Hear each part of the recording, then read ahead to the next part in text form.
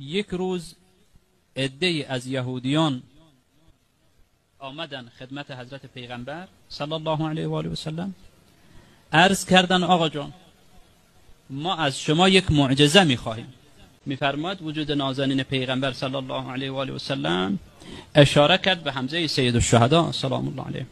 عرض کرد عمو جان اینها از من معجزه می‌خواهند. معجزه به ایشان نشوند. حمزه سید الشهدا نیزه‌ای به دست داشت، نیزه را زد زیر کعبه، کعبه را از جا بلند کرد، روی سر این یهودیان گرفت. کعبه مثل کعبه امروز نبود، اون زمان کعبه 35 متر در 35 متر بود. الان ظاهرا 14 متر در 14 متر است اگر اشتباه نکنم، اون موقع 35 متر در 35 متر بود. بلند کرد با نیزه زد زیر کعبه، کعبه را با این آجر سفالی امروزی هم که نبود که، بلند کرد بالا سر اینها نگه داشت، گفت یا ایمان بیارید یا کعبه رو روی سر شما میگذارم.